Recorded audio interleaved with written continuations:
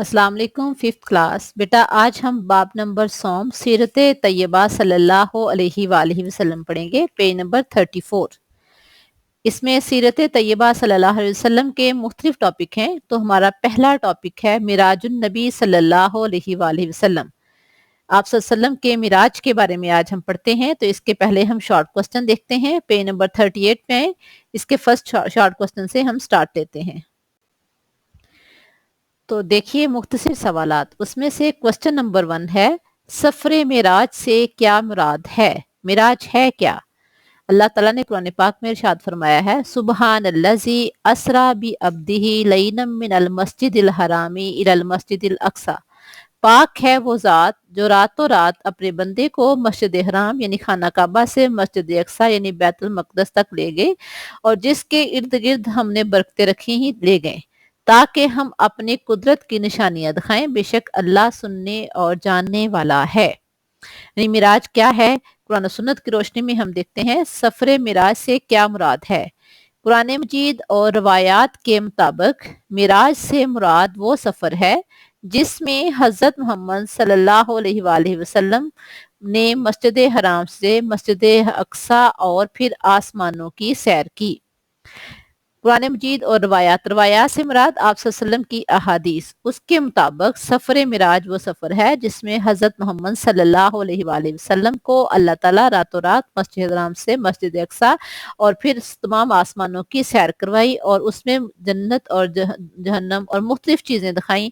फिर उसके साथ साथ नमाजों का तोहफा भी उसमें मिला। वो साथ हम मुख्तसर क्वेश्चन के बाद जो लॉन्ग क्वेश्चन आएंगे उसमें हम साथ साथ पढ़ते जाएंगे। तो यानी फर्स्ट क्वेश्चन का आंसर है, कुरान मजीद और रवायात के मुताबिक मिराज से मुराद वो सफ़र है जिसमें हज़रत मोहम्मद रसूलुल्लाह ख़ातमुन नबिय्यीन सल्लल्लाहु अलैहि वसल्लम ने मस्जिद हराम से मस्जिद अक्सा और फिर आसमानों की सैर की। सेकंड क्वेश्चन देखें, सिदरतुल मुंतहा क्या है? सिदरतुल मुंतहा सातवें आसमान पर एक बेरी का नाम है। सिदरा कहते हैं बेरी को। इस मुकाम से आगे फरिश्ते भी नहीं जा सकते थे। यहाँ से आप सल्लल्लाहु अलैहि वसल्लम अर्श मुअल्ला तक सफर अकेले तय किया। यानी अल्लाह ताला के फरिश्ते हजरत जिब्राइल अस्सलाम आप सल्लल्लाहु को लेकर गए थे आसमानों तक, और फिर वहां मुख्तलिफ सैर करवाई, और सिदरतुल मुंतहा वहां तक पहुंचकर हजरत जिब्राइल भी रुक गए थे, और फिर आप सल्लल्लाहु अलैहि वसल्लम ने अकेले अर्श मुअल्ला तक गए थे और अल्लाह ताला से मुलाकात की थी। यहाँ से आप सल्लल्लाहु अलैहि वसल्लम ने अर्श मुअल्ला तक अकेले सफर किया था। सिदरतुल मुंतहा के बाद जिब्राइल का भी आगे जाना मुमकिन नहीं था। नेक्स्ट देखें,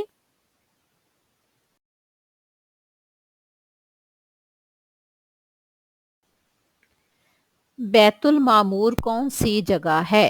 क्वेश्चन नंबर 3 है। आंसर देखें, बैतुल मामूर ऐन खाना काबा के ऊपर है। हर रोज 70,000 फरिश्ते बैतुल मामूर का तवाफ करते हैं। यानी जिस तरह मुसलमान या बाकी लोग भी खाना काबा का तवाफ करते हैं, इसी तरह बैतुल मामूर का फरिश्ते तवाफ करते हैं। ये खाना काबा के बिल्कुल ऊपर वाली जगह है।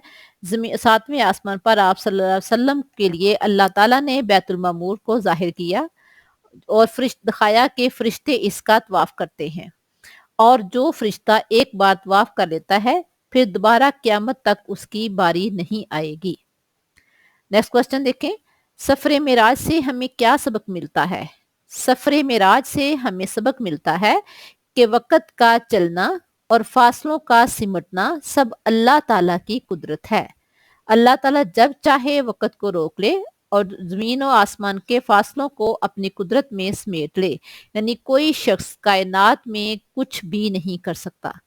वक़्त का चलना, फासलों का समेटना, फासलों का बढ़ाना, ये सब कुछ अल्लाह की कुदरत में है।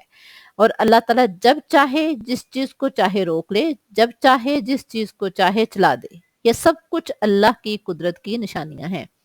बेटा ये थे इसके 4 शॉर्ट क्वेश्चन। आपने इनको अच्छी तरह से याद भी करना है और साथ साथ नोटबुक पे भी लिखना है। इसके 2 लॉन्ग क्वेश्चन है, वो इंशाल्लाह हम नेक्स्ट लेक्चर में पढ़ेंगे। अल्लाह हाफिज़।